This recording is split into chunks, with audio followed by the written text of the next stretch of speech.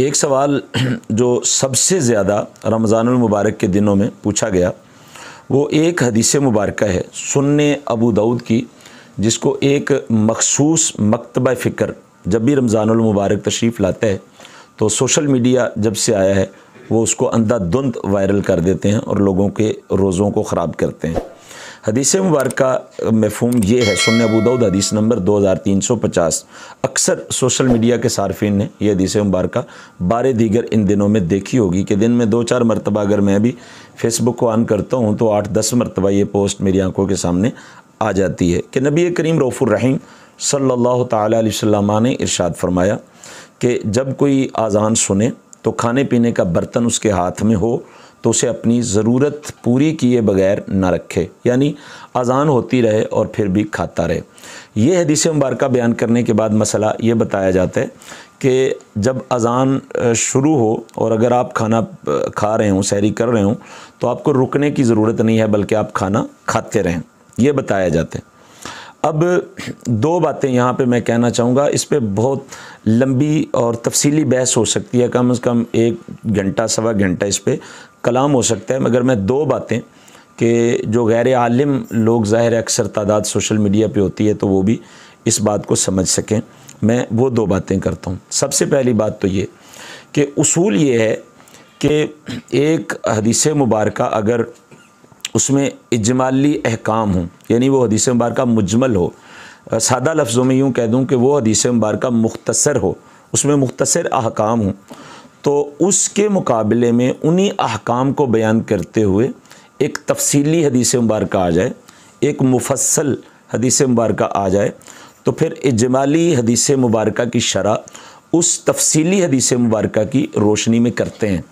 پھر اس کی سمجھ آتی ہے۔ یہی اصول قرآن مجید برہان رشید کی آیات کے حوالے سے ہے، جو تفسیر قرآن بالقرآن ہے کہ قرآن پاک کی تفسیر جو قرآن پاک سے کی جاتی ہے۔ اس کی کئی مثالیں ہیں، مگر سر دست اپنے سامعین و ناظرین کے لیے ایک مثال بیان کر دیتا ہوں کہ سورہ فاتحہ میں اہدنا الصراط المستقیم، اللہ ہمیں سیدھے راستے پر چلا، صراط مستقیم کی تفصیل یہاں پہ نہیں ہے، صراط مستقیم ہے کون سا،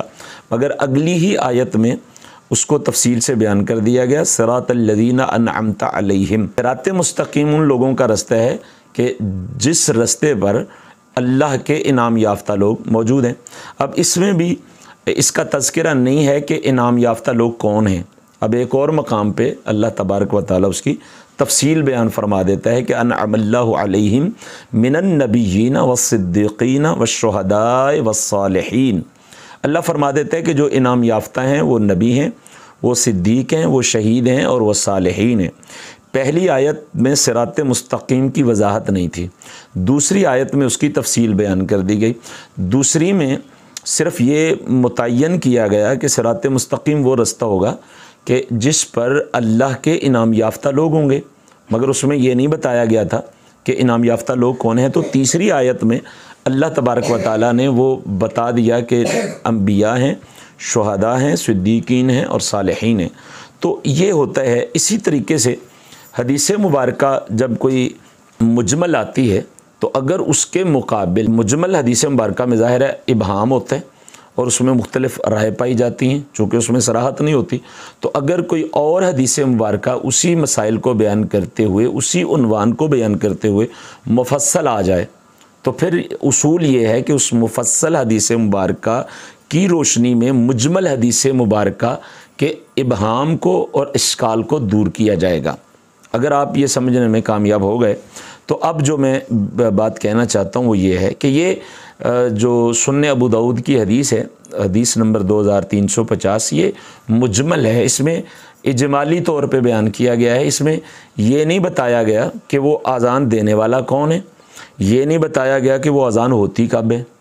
یہ نہیں فرمایا گیا، اس میں کوئی وضاحت نہیں ہے۔ اب ایک اور حدیث مبارکہ جو صحیح بخاری میں موجود ہے اور یہ متفرق طرق سے متفرق مقامات پہ صحیح بخاری میں حدیث مبارکہ موجود ہے، مگر میں جہاں سے پڑھتا ہوں وہ حدیث نمبر 1918 ہے، صحیح بخاری اور روزے کے بیان میں ہے۔ اب اس حدیث مبارکہ کو اگر ہم بنظر غیر جب اس کا مطالعہ کر لیتے ہیں تو وہ جو سنن ابو داؤد والی حدیث مبارکہ میں ابہام ہے کہ اذان ہوتی رہے اور آپ کھاتے رہیں تو وہ دور ہو جائے گا اور سمجھ آ جائے گی کہ وہ اذان کون سی تھی جس کے بارے میں سید عالم نور مجسم صلی اللہ تعالی علیہ وسلم نے سحری کو جاری رکھنے کا حکم ارشاد فرمایا۔ یہ حدیث مبارکہ سنیے، روایت کرتے ہیں حضرت قاسم بن محمد رضی اللہ تعالی عنہ، فرماتے ہیں کہ حضرت عائشہ صدیقہ رضی اللہ تعالی عنہا نے فرمایا ان بلالا کان یؤذن بلیل، کہ حضرت بلال حبشی رضی اللہ تعالی عنہ جو اولین مؤذن رسول صلی اللہ تعالی علیہ وسلم ہونے کا شرف حاصل رکھتے ہیں، تو وہ اذان دیا کرتے تھے رات میں۔ کلمات کیا ہیں؟ یؤذن بلیل، رات کو وہ اذان دیا کرتے تھے۔ اب جو اذان رات کو ہوتی ہے وہ فجر کی اذان نہیں ہوتی، تہجد کی اذانیں تو اب بھی بے شمار مساجد میں ہوتی ہیں۔ تو اس وقت حضرت بلال حبشی رضی اللہ تعالی عنہ تہجد کی اذان دیا کرتے تھے، سحری کے وقت میں اذان دیا کرتے تھے، اور اس کی وضاحت میں نہیں کر رہا، حدیث میں موجود ہے، آگے پڑھیے۔ فقال رسول اللہ صلی اللہ تعالی علیہ وسلم، حضرت سیدہ عائشہ صدیقہ رضی اللہ تعالی عنہ وسلام اللہ تعالی علیہ فرماتے ہیں کہ رسول کریم صلی اللہ تعالی علیہ وسلم نے تب یہ فرمایا حضرت بلال حبشی رضی اللہ تعالی عنہ کی اذان کے حوالے سے، کلو واشربو، اسی لیے حضور پاک علیہ السلام نے فرمایا کھاؤ اور پیو، کب تک؟ حتی یؤذن ابن ام مکتوم رضی اللہ تعالی عنہ، کہ جب تک حضرت عبداللہ ابن مکتوم رضی اللہ تعالی عنہ اذان نہیں دے لیتے اس وقت تک کھاتے پیتے رہیں۔ یعنی حضرت بلال حبشی رضی اللہ تعالی عنہ اذان دینا شروع کر دیں، تم کھاؤ پیو، کیونکہ بلیلن، وہ تو رات کو اذان ہو رہی ہے، سحری کا وقت موجود ہے، سحری کے وقت میں اذان ہو رہی ہے، تو اس لیے میرے آقا علیہ السلام نے فرمایا کلو واشربو، کھاؤ بھی اور پیو بھی، اور ساتھ میں یہ فرما دیا کہ اس وقت تک کھاؤ پیو، بلال کی اذان کی وجہ سے تم کھانا پینا نہ ترک کرنا، کیونکہ بلیلن، وہ رات کو ہو رہی ہے اور سحری کے وقت میں ہو رہی ہے، تو اس لیے منع نہیں ہے۔ اور پھر میرے آقا علیہ الصلوۃ والتسلیم سیدنا عبداللہ ابن مکتوم رضی اللہ تعالیٰ عنہ کے بارے میں فرمانا کہ جب وہ اذان دیں تو اس وقت تک کھاتے پیتے رہو۔ مطلب کیا ہوا کہ اس کا تعین میرے آقا علیہ الصلوۃ والتسلیم نے فرما دیا کہ اوقات سحر میں آپ سحری کر سکتے ہیں، اوقات صبح صادق میں، اوقات فجر میں سحری نہیں کر سکتے، اس لیے فرما دیا کہ جب حضرت عبداللہ ابن مکتوم رضی اللہ تعالیٰ عنہ اذان دیں تو اس وقت تک کھاتے پیتے رہو۔ پھر فرماتے ہیں فَإِنَّهُ لَا يُؤَذِّنُ حَتَّى يَطْلُعَ الْفَجْرُ، اس کی وجہ یہ ہے کہ حضرت عبداللہ ابن مکتوم رضی اللہ تعالی عنہ صبح صادق کے طلوع ہونے سے پہلے اذان نہیں دیتے،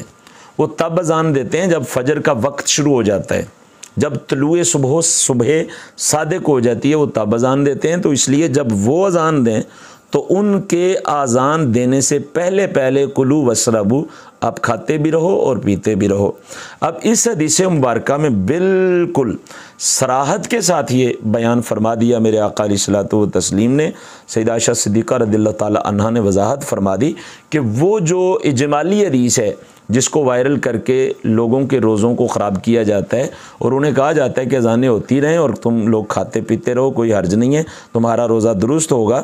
تو اس حدیث مبارکہ نے اس کی وضاحت کر دی کہ ایسا ہرگز نہیں ہے۔ وگرنہ میرے آقا علیہ الصلوۃ والتسلیم یہ ارشاد فرماتے ہیں کہ عبداللہ ابن مکتوم کی اذان جاری ہو جائے تم تب بھی کھاتے پیتے رہو، جبکہ حضرت عبداللہ ابن مکتوم رضی اللہ تعالی عنہ چونکہ آپ اذان دیا کرتے تھے فجر کی، اور حضرت بلال حبشی رضی اللہ تعالی عنہ اذان دیا کرتے تھے تہجد کی، تو اس لیے حضرت بلال حبشی کی اذان میں کھانا پینا جائز ارشاد فرمایا، اور حضرت عبداللہ ابن مکتوم کی اذان سے پہلے کھانے پینے کو ترک کر دینے کا حکم ارشاد فرمایا۔ لہٰذا دونوں حدیثوں کو ملائیں تو بعد میں کوئی ابہام اور کوئی اشکال نہیں رہتا، یہ مسئلہ روز روشن کی طرح عیاں ہو جاتا ہے کہ اوقات سحر میں ہی ہم سحری کر سکتے ہیں، اوقات فجر میں، اوقات صبح صادق میں ہم سحری نہیں کر سکتے۔ دوسری بات اس حوالے سے جو بنیادی آپ کے سامنے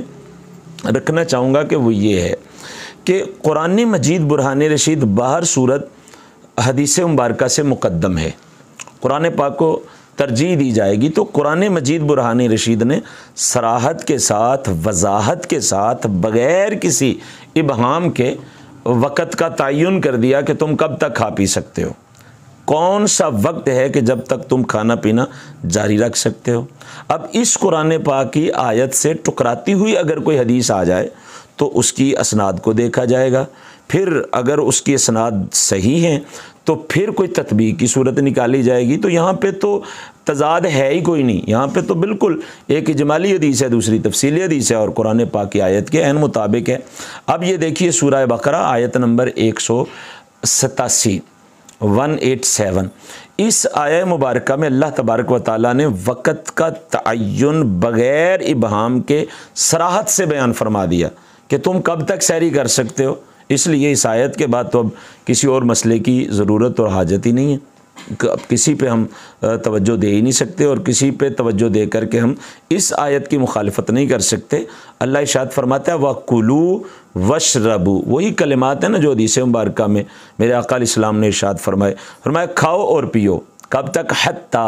حتیٰ کہ یتبین لکم الخیط الابیض من الخیط الاسود من الفجر،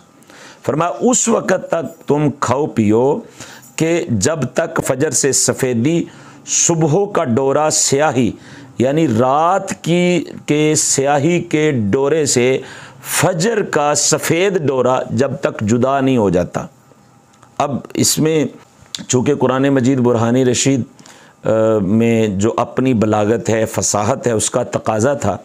کہ ایسے کلمات اللہ تبارک و تعالیٰ نے بیان فرمائی، یہ حسن کلام باری تعالیٰ ہے۔ تو فرمایا یہ کہ جب تک رات کی سیاہی کا ڈورا فجر کی سفیدی کے ڈورے سے جدا نہیں ہو جاتا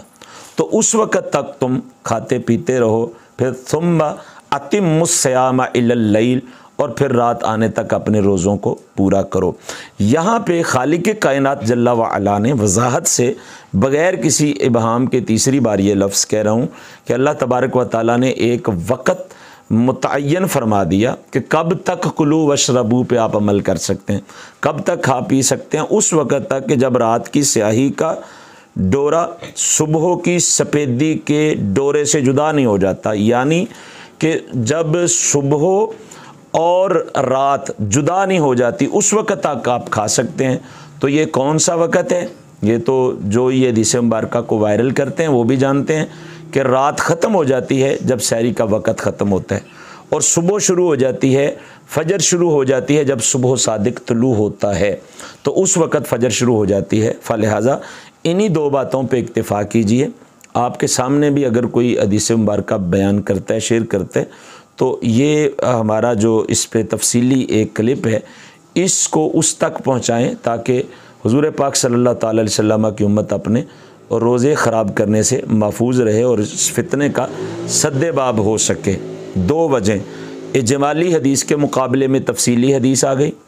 سنن ابو داؤد میں جس اذان کا تذکرہ ہے کہ اس کے دوران کھاتے پیتے رہو، وہ اذان بلال ہے، اور وہ اذان سحر ہے، وہ اذان تہجد ہے، وہ اذان فجر نہیں ہے۔ دوسری بات یہ کہ قرآن مجید برہان رشید نے بڑی صراحت کے ساتھ یہ بتا دیا کہ جب تک رات کا ڈورا ختم نہیں ہوتا اس وقت تک کھا سکتے ہو، رات کا ڈورا اس وقت تک ختم ہو جاتا ہے، اور اس وقت صبح کا ڈورا، صبح کی سفیدی کا ڈورا شروع ہو جاتا ہے جب سحری کا وقت ختم ہوتا ہے اور فجر کا وقت شروع ہوتا ہے۔ لہذا اسی وقت تک ہمیں کھانے پینے کی اجازت ہے، اس کے بعد کھائیں پئیں گے۔ ایک لمحہ بھی اگر ہم نے بعد میں کھایا پیا تو اس سے روزہ فاسد ہو جائے گا۔